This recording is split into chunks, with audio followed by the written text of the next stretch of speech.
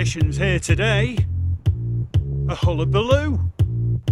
Yes, that's right. I'm in Kingston upon Hull for Warrington's visit, meeting up with Johno from the Red Robin podcast. That's difficult to say. He was struggling to say what Brian Bevan said the other day. Have a wander round, see what Hull's all about, then go to my camp spot and cover the match this evening. Let's hope the team have set off. I noticed the M62's closed. The Tacklebags Shark. Right, here, I'm gonna go to here. Queen Victoria up there, being shat on with a load of pigeons. Well, that's normal for pigeons. Lovely town hall that is now a theatre. It's only Strictly on at the moment, I think. But that's where I'm off. The art gallery, contemporary, I believe. I'm hoping it's free. Tacklebags budget might take a hit otherwise. Let's find out. It's free. Exhibition opening today is Identity.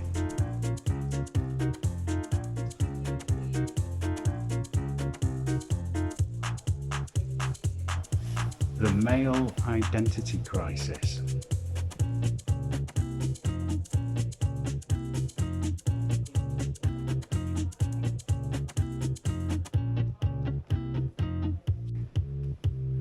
There's the hosts of What Would Brian Bevan Say there.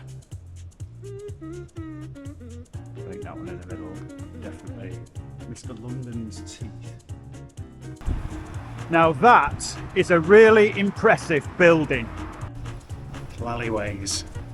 90% of Hull was bombed in the Second World War. Hull Minster. Now the last time I went to York Minster, I had a hat on and I refused to take it off and I got forcibly removed. Sorry? Is it your first visit to the Minster? Yeah, I've just got to stick my head in and have a look. Thank you. That's cool. Judo mat's going away. Didn't even ask me to remove my hat. Imagine commissioning that on the end of the stadium. So, some pretty impressive stained glass there. I'm going to meet Johno of the Robin Redbreast podcast. Meeting him at the George Hotel for a rugby league vlog pod mashup meeting. The George Hotel, this is where it all started, in a way. Oh, I'm walking the wrong way. I'm in the George Hotel. I'm meeting with Johno. Here he is. Oh, you'll be in there. You'll be in the thing. Is that right? He's on the Red Bobbin Robin Jobbin podcast. Oh no, that's Rugby, right. blah blah blah blah blah. Yeah. But you got ours wrong, so I have to get Yeah, yours yeah. wrong, don't I? First up is IMG. Fandom, 25%. So this has been split up into 5 different criteria. And what's going to be interesting is how the club's going to interpret this. And the fandom is saying encouraging clubs to attract more fans in stadia, both at home and digitally. Don't know what that means. And improve fan engagement, contributing to both club and central revenues. What do we think about Hull in terms of fans and getting fans to Hull? Yeah, it's important though you mention we're not Hull, because Hull's obviously. It's all right. On every one of my things, it's Kingston upon Hull. Yeah, and also Hull is our rivals. Yes. Right. So. Should I leave now? No. Explain it, because up until now I've been using Kingston upon Hull. Yeah. But explain the difference. So Hull's a big sporting city. Yeah. So we've got Hull City, obviously football team. We've got Hull Kingston Rovers, Hull FC. Hull FC is Hull. Yeah. Hull City is City. Rovers are Rovers. Right. So when you reference, if you say, and the commentators make the same mistake. Yeah. They'll say, yeah, Hull, but no, Rovers are Rovers, Hull are Hull, and City are City. What they were known as to begin with, The Rovers. the Boilermakers. Yeah. That's your website, that. Yeah, so last season they introduced a third shirt, a special green shirt that was to commemorate the Boilermakers. The other interesting fact that I picked up was their first ground was called Flag Edge Touch. Yeah. And because the touchline was made of flagstones. Yeah. I thought, does that mean it was really hard back in the day? Well, you'll know coming to Hull, everybody's hard, they're around the pitches, but originally Rovers were based in West Hull and then they transferred over to East Hull. You have to be hard to play rugby league, don't you? So never mind playing on on pitches like that. I know. So, go on then, let's get back to that IMG thing about fans and things. I think the average attendance for Hull KR last year was 7,788. Mm-hmm. How do we get more fans into the game in general and also into, Hull? Yeah, in a way, the club have had to look at other revenue streams to entice people in, so it's less about the game and it's more about the experience. Derek Beaumont at Lee's been getting a lot of criticism recently for a lot of stuff. But he's got a black van like me. I'm not going to criticise him. But he's realised that he's got to do something different. And I think that's the market we're in now, that there's competition. Sport is huge, isn't it? Look at all the competition that's out there. So what can you do different to what somebody else isn't doing? And Rovers have done that in terms of Craven Street, making it more of an event, etc. I was going to say, now that Craven Street, I thought that was a spelling mistake. Craven Street basically is, now if you're a rival fan, they'll say it's 2 bag of vans and a beer tent behind the stand. The club will say it's a fan experience, blah blah blah, on the corporate. But do you know what?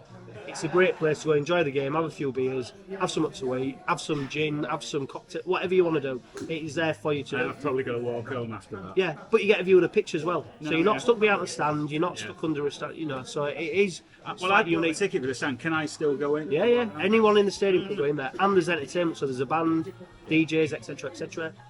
And I think that shows you where the game is that Rovers realise that the product on the pitch isn't enough at the moment to entice people in. It's about what more can you do, and I think that's where IMG really have been brought into, because the product is struggling. The stuff we love, what we get enticed by, the reason we love rugby league isn't great at the moment in a lot of people's eyes. It still looks a bit like headline stuff. I'm worried about how what that interpretation is going to be from the clubs, because clearly I think sometimes we've got different viewpoints as fans. We're the ones who are going to watch this stuff. Funny enough, one of them is performance on the field and a driving awareness of engagement. Teams will be ranked between 1 and 36 depending on what they achieve and so on. Now, Paul Sculthorpe, he said that one of the games this week wasn't particularly great, and this catchment 10% thing is about expanding the game beyond the area. Now, how can we do that? So the lazy suggestions are, put a team in London, put a team in Newcastle, put a team here, blah blah blah. That'll solve all our problems, won't it? But is it as easy as that? If you put a team in London, which there already is, well, they've not been very successful over the last 20 years. They've got a lot of competition. If you go put a new rugby league team in Newcastle, there's already one there, but if you make it bigger than that. But look who they're against, the competition for sport-wide. I think we're a bit lazy to suggest that just dropping teams in big cities is the answer to all our problems. Yeah, I don't think either. And I think also we've gone away from the fact of, actually, why don't we concentrate on making the teams who are already there stronger and bigger, and other teams in these towns, cities. I would help you out on that, and I would say, again, as we were talking before, making it accessible. And games on a Thursday and Friday are not going to attract many people from more than an hour or 2 hours away on that M62 corridor. I'm a good example of that, because I'm coming all the way from Somerset, and to come to Hull today, that I couldn't have done that unless I've got Friday off. So it's impossible, but if it's on a Saturday or a Sunday, then there's more opportunities to do it, isn't there? But there's two markets, isn't there? There's the match going crowd and there's the TV viewing crowd. Who's got the most power at the moment? Because at the moment, Sky are putting the money into the game. Channel 4, as good as their coverage has been, they're not actually putting money into the game. So who's more important actually at the moment? Is it the TV viewer? Because that's what basically gives Sky the justification for investing their millions of pounds into the game, or is it the match going fan? And I do think they go hand in hand. If you didn't have fans in the stadiums, would it be as appealing to Sky? Probably not. You've got to get the balance between the two right. So that was a big sip, so you really are thinking now, aren't you? Well, I'm thinking what started all this off was me looking at attendances and looking at, Warrington playing that Challenge Cup replay, Yeah. odds are 102,000. Yeah. Well, actually, just behind that is a Hull KR Hull match at Wembley in 1980 with 95,000 Yeah. as the biggest thing. Yeah. You know, and that's the era that, you know, we all used to look forward to weekends and go and watch the match. Yeah. The only challenge I'd say to that is, and we do romanticise rugby league a lot. I know for a fact. Are we going to have a romance after, do you think? Well, we'll find out afterwards, won't we? Well, the Rochdale guys offered me that when I Yeah. went to Cornwall. Yeah. Maybe instead of YouTube, this could be on OnlyFans. Yes, well, that's a good idea, actually. But seriously, I do think the reason games are Friday, Thursday nights obviously TV, Friday night commercially for clubs, make more money.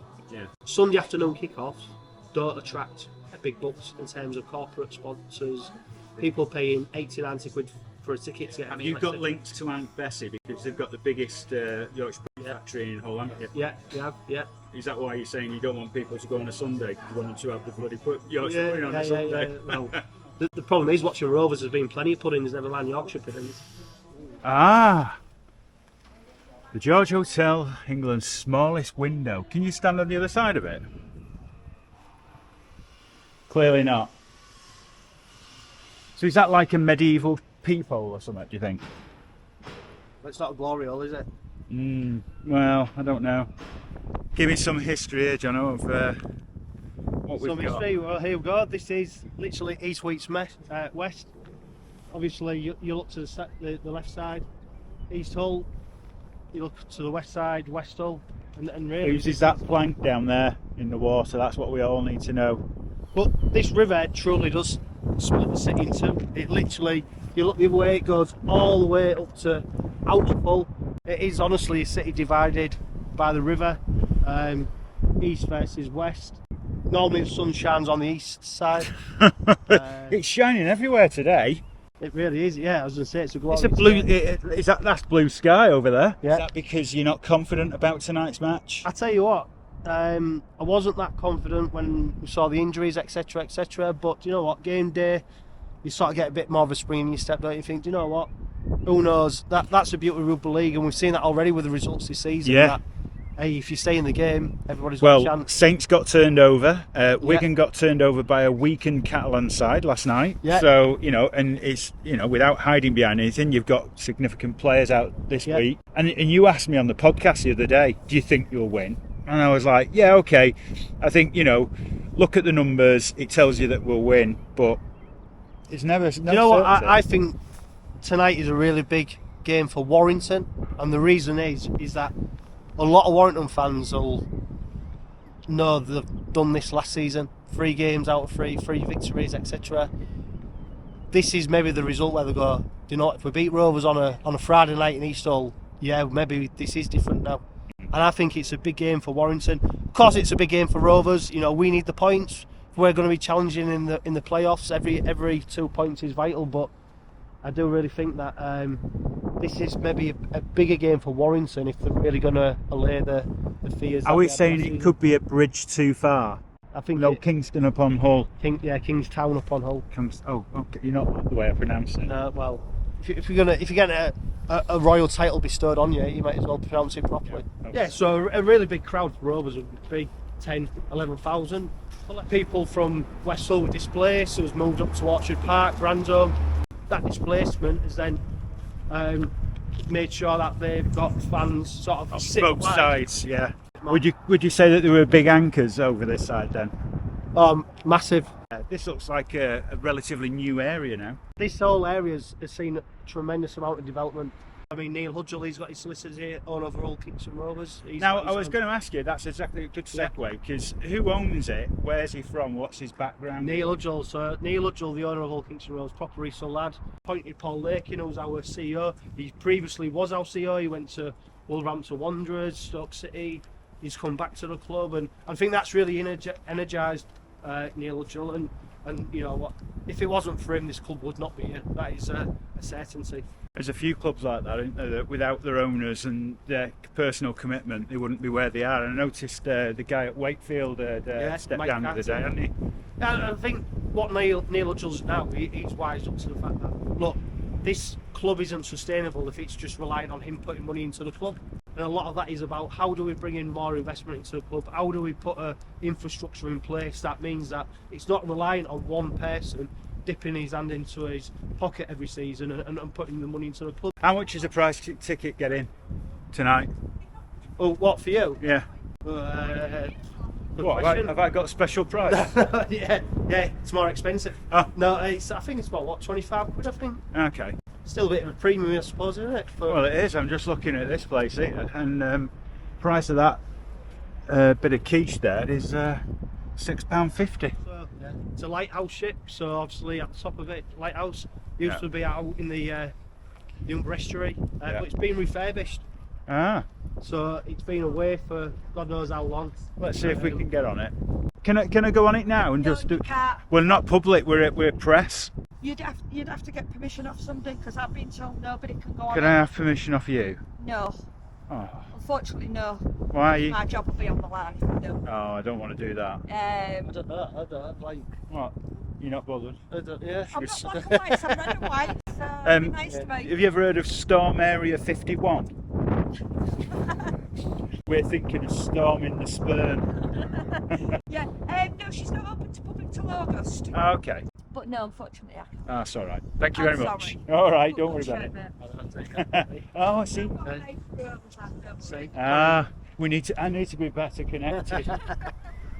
So you've just described this as a knockoff Saint-Tropez. Do you think there'll be a few knock-ons tonight's match, with it being the weather is? I mean, there's been a lot of talk about the weather for tonight's match because of all the snow, but I mean, Well, if you, what snow? what kind snow? Tell you what, honestly, on a summer Saturday afternoon, this place is absolutely buzzing. Talking about tonight's game, then, which players are going to be able to step up tonight in the absence of the three big ones that are missing? Obviously, Shane Kenny-Dowell and Shane Johno. Kenny-Dowell, was he changed his name? What's his Sean. name? Sean. Yeah. Oh, I always get them mixed up. It's devastating to lose such important players, but as one door closes, another one opens. I think Sam Wood, he'll probably come into centre for Sean Kenny-Dowell. Ryan Hall on his left, he'll be chomping at the bit. He's obviously suffered from an injury. He's missed one game this season already. Frankie Holton, I expect, will be the one who lines up next to him. So there's a change in personnel. The really interesting one is Ethan Ryan actually being dropped. He's not in the squad whatsoever. No injury.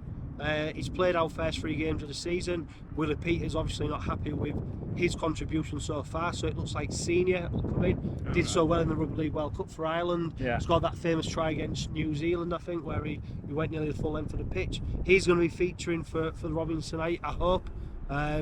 So yeah, there's, like we say, there's one door closes and one opens, isn't it? And if these players want to be first team regulars, well, this is the chance for them to stake a claim for it. As one ship sails, another one docks. Is the analogy there? Which one would you have? Probably that one. What, with the police on it? Yeah. Knowing Yeah. your background, probably Well, best. Not recognise you with that hat on. So, Johno, good luck for tonight. Thank you very much for the tour around the city. I would definitely recommend people to come here to come and not just see the rugby, but actually to come round and explore Hull, because I've not been able to fit it all in, even though you've been my personal tour guide today. So I suppose we should shake hands. Yeah. Say, wish the best of luck, may the best team win. Well, yeah, Rovers. Well, yes, and I'll say Warrington. Where are you taking me for dinner now? Like a big patty. Pate? Yeah, patty butter. Is that what you say down Yeah. there? Oh, yeah, well, I'll be putting you under the patty if you carry on. Oh, it's the one disappointment. Dinosaur experience is closed today.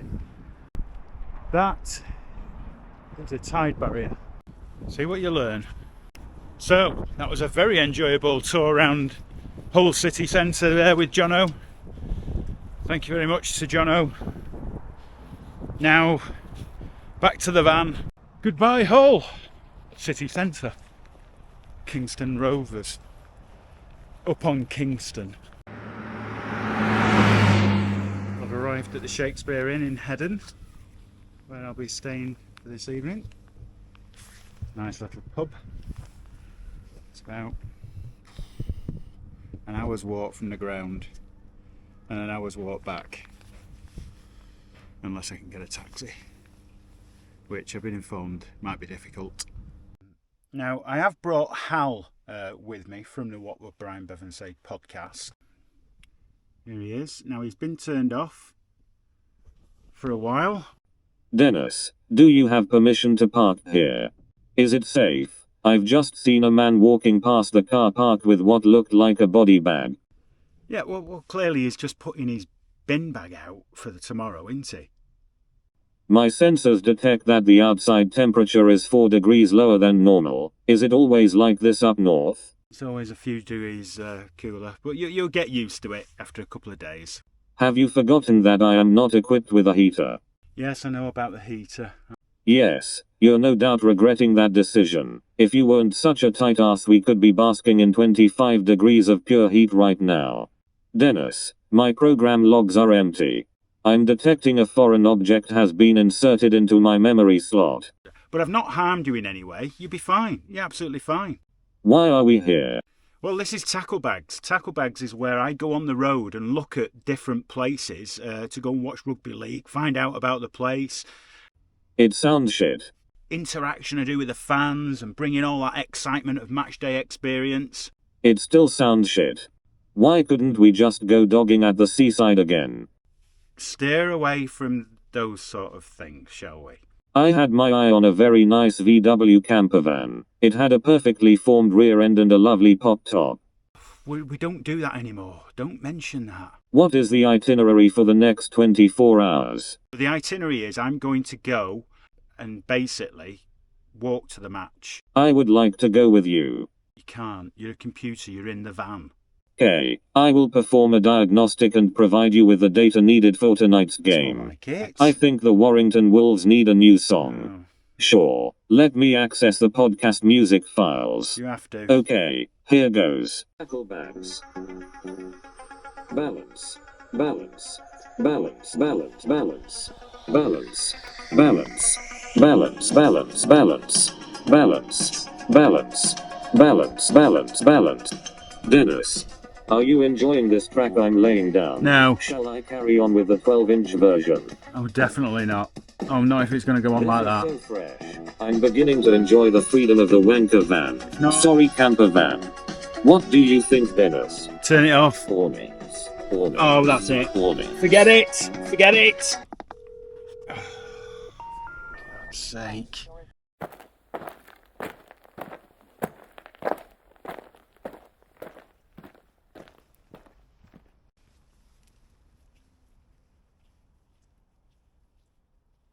Last of the evening sunshine. 3.7 mile walk to the ground from where I'm parked up. Nice sunset. If you like industrial viewpoints, but still nice. Probably walked about 10-12 miles today. So I think I might be looking to get a taxi back. Yes, I've arrived. Off I go. Let's go do this. I'm hungry.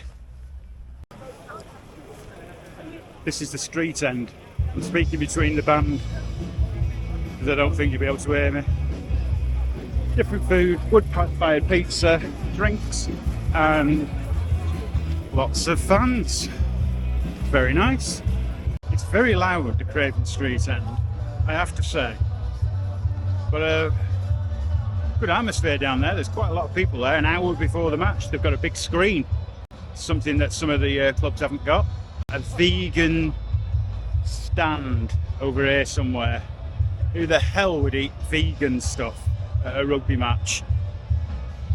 I do know someone. Well, they're the Warrington fans.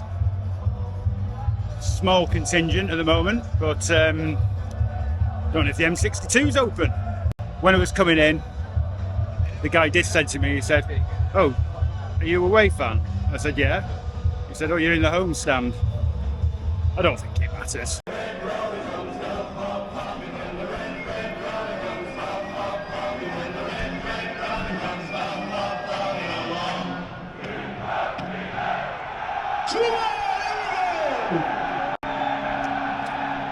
That's the atmosphere at Hull KR. Match time. It's freezing.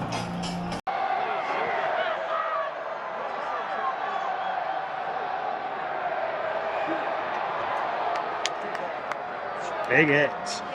Well, that looked like 2 players falling off the tackle. Okay, out. 4-0 up.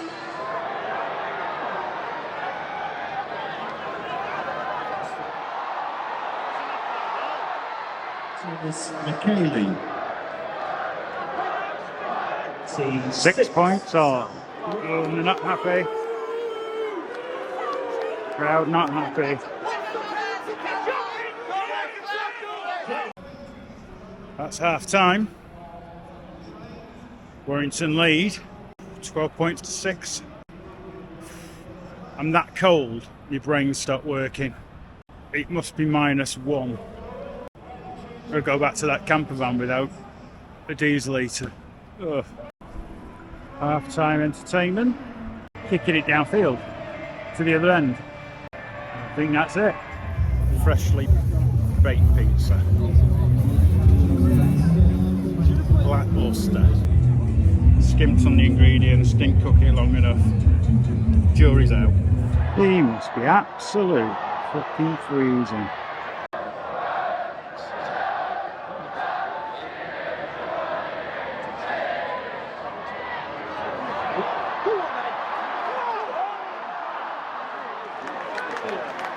Vaughan does what he does. Well, he just does everything now. That ref was fucking reporting. I'm happy with the ref here.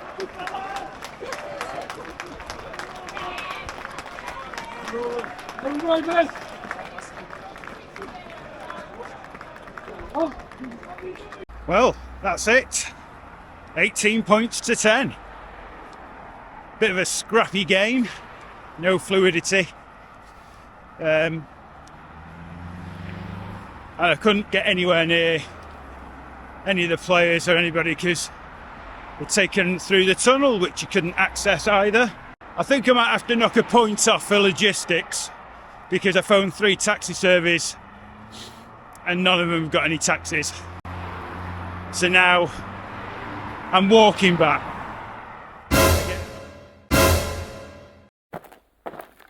That's it. Back in the van.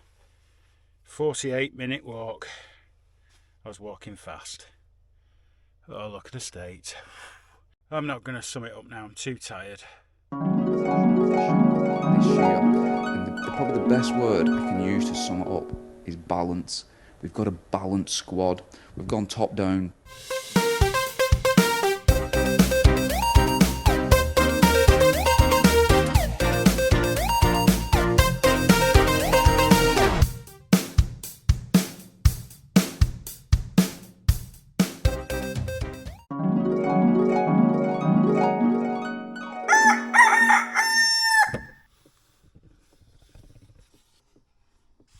Ooh. Icy on the inside of the van.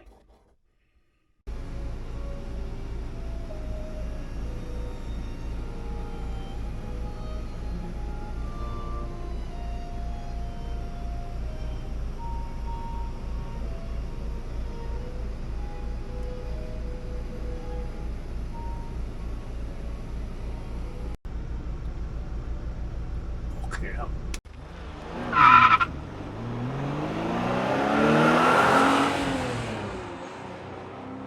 Well, I'm back. I can't believe how exhausting the last couple of days have been. Kingston upon Hull, great place. Really enjoyed myself. Home of the boiled sweet, Yorkshire puddings, the Humber Bridge, the 8th largest suspension bridge in the world, I think.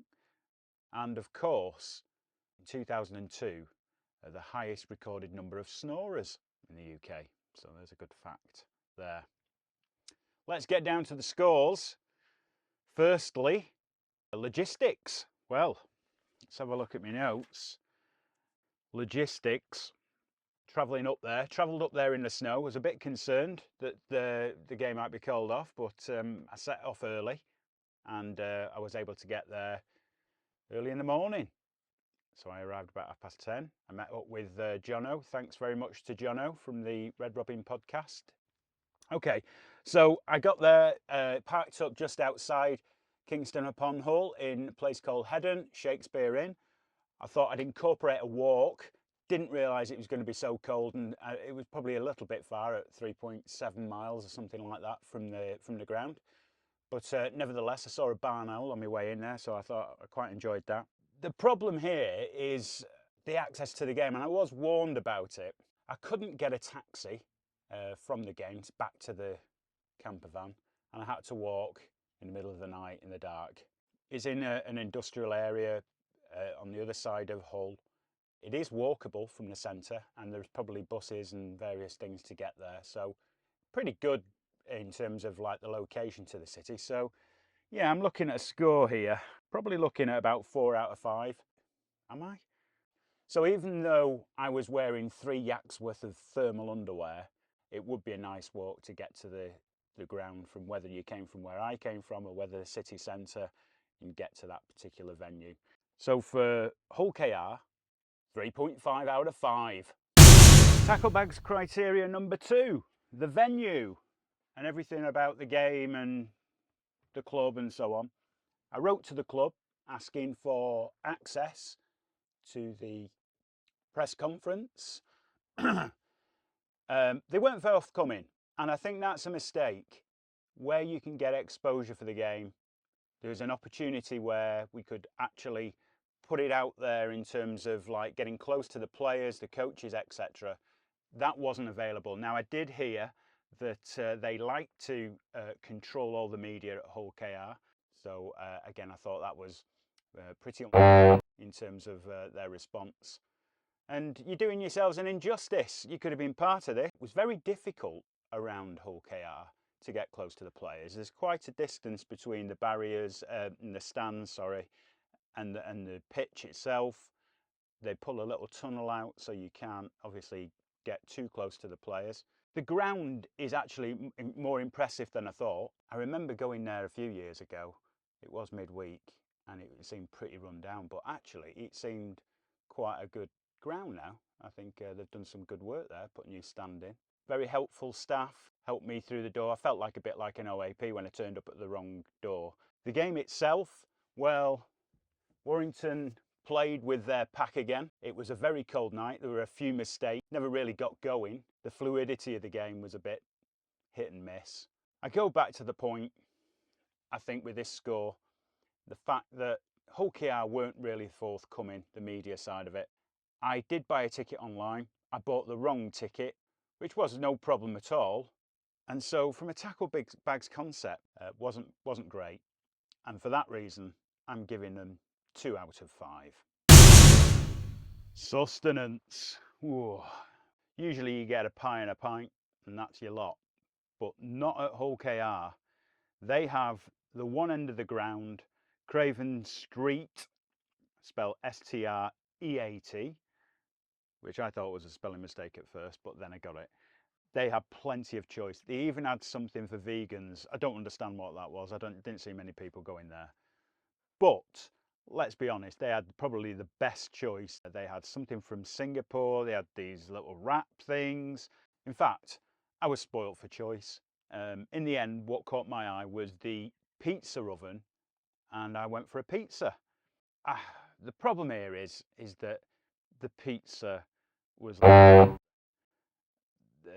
don't think they used particularly great ingredients. You can't get away from it. I don't know what to describe that pizza as. It wasn't really a pizza. Margarita, £9, and it was severely disappointing.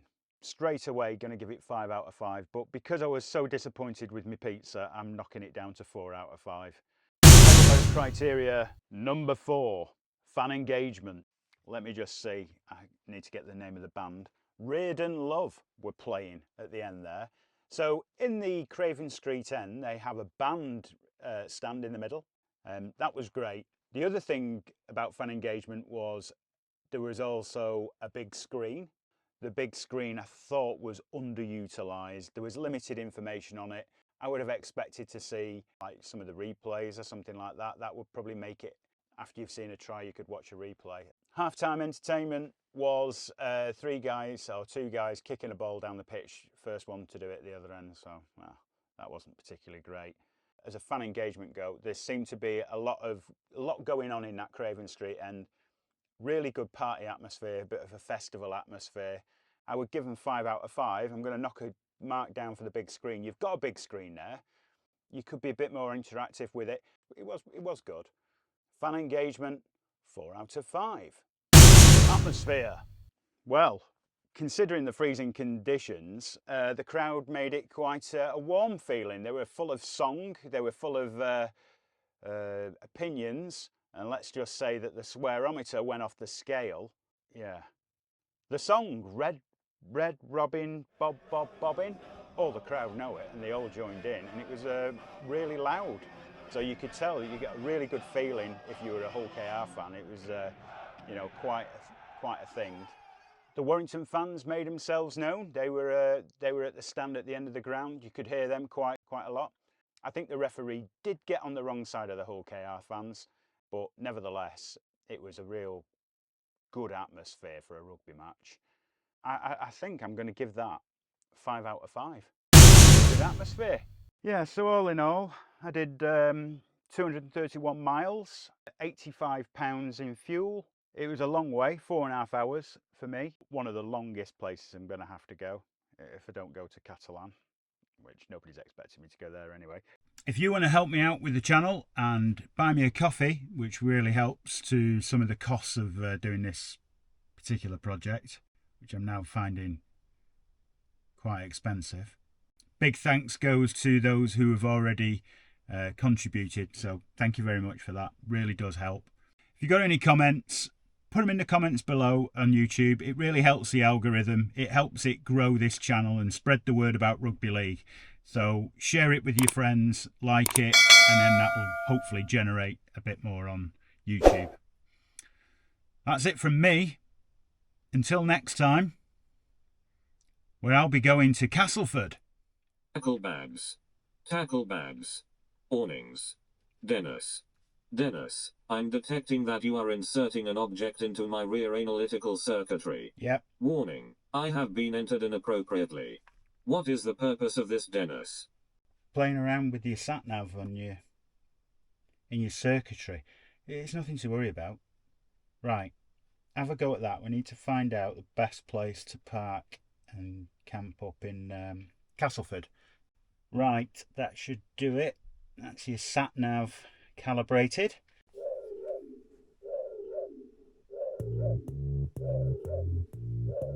Come on. Thinking about it, are you? Scanning location. The destination I have selected is Albion Street, specifically the car park behind Greg's. Oh, for God's sake, forget it! Forget it!